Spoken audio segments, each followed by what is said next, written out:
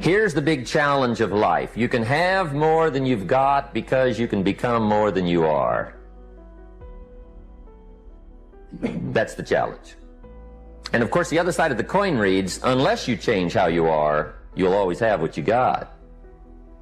Success is something you attract, not something you pursue. Success is looking for a good place to stay. So instead of going after it, you work on yourself. Personal development. See, the major question to ask on the job is not what are you getting?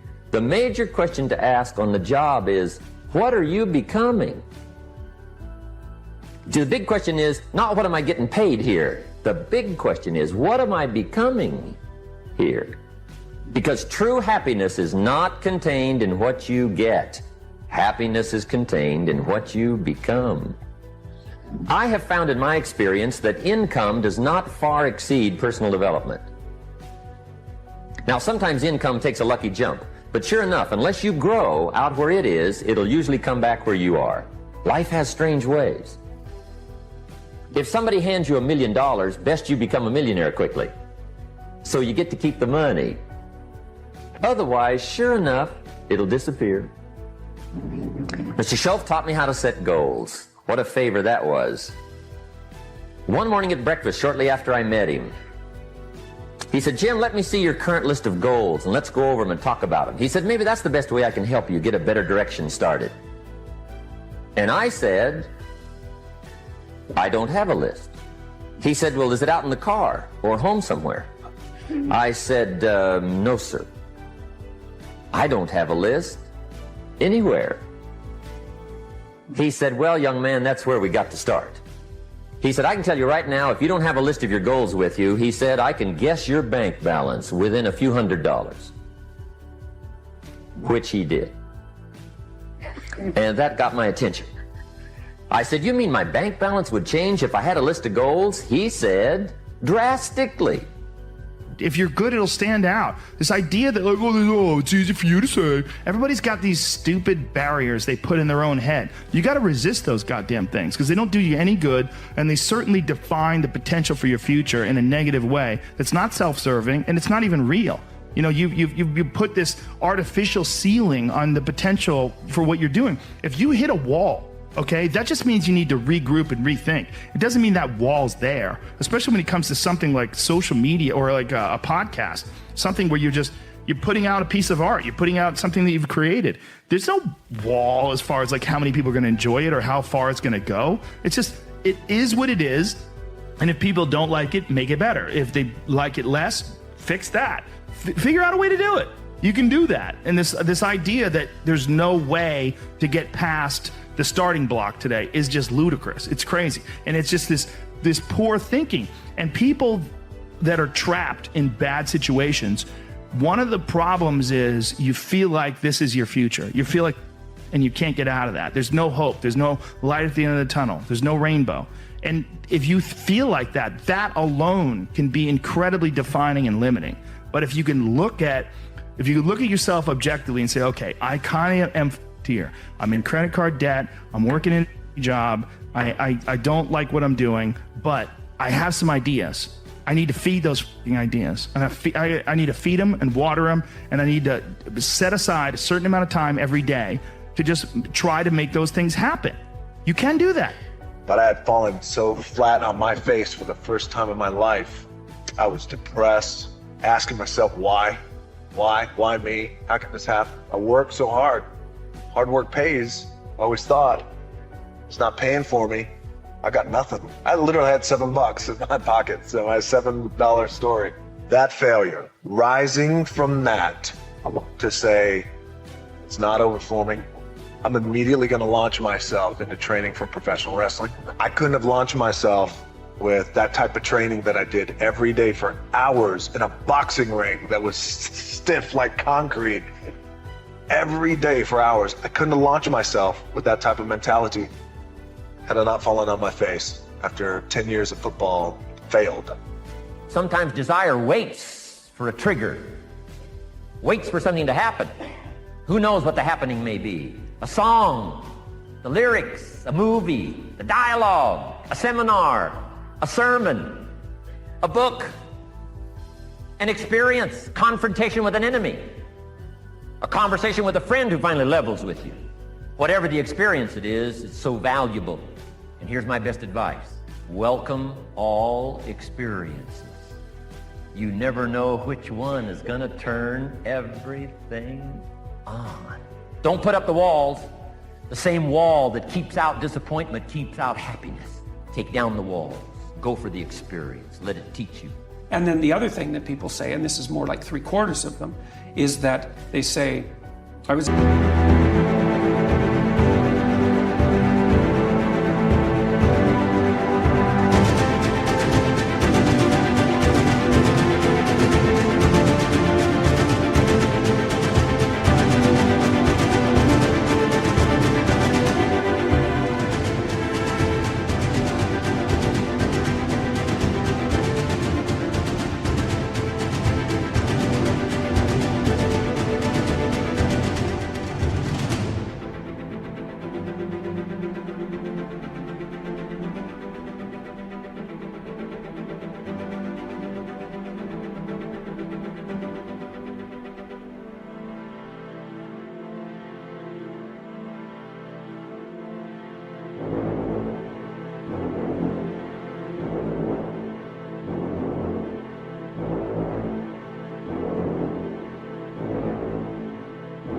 in a very dark place. I was addicted. I was drinking too much. I had a fragmented relationship with my fiancée, and I wasn't getting married.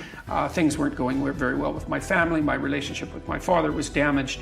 I didn't have any aim. I was wasting my time. Some variant of that, some combination of those.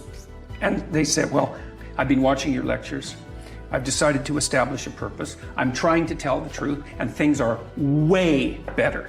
Let's say I've done maybe 8 or 9 large-scale public talks in the last 2 months, so that's probably 20,000 people, and about half of them, a third to half of them, have stayed afterwards to talk to me, so that's about 7,000 people who have said that to me.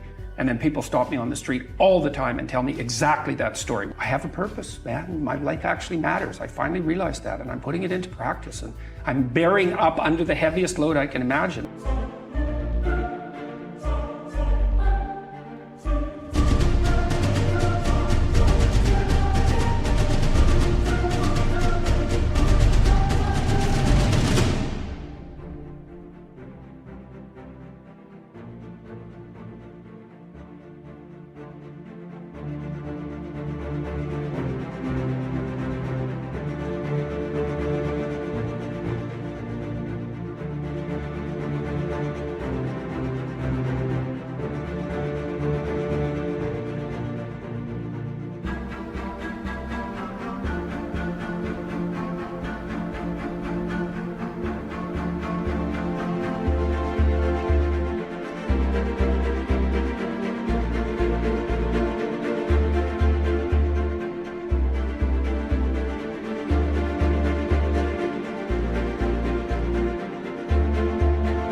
It's really helping. It's like, God.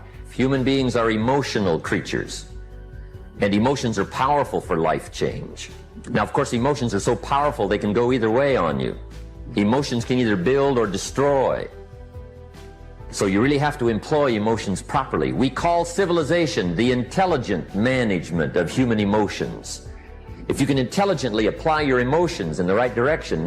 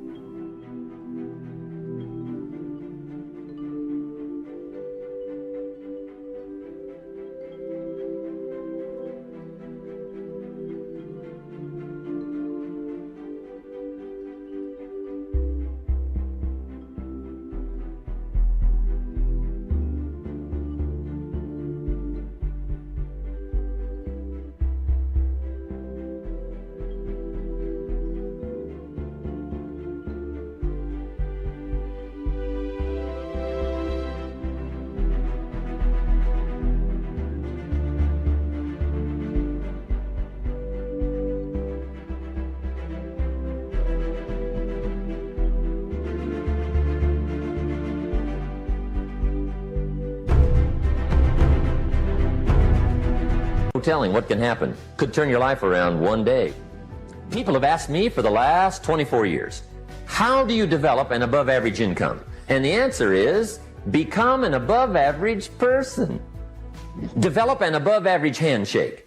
Some people want to be successful, they don't even work on their handshake. As easy as that would be to start on. They let it slide, they don't understand.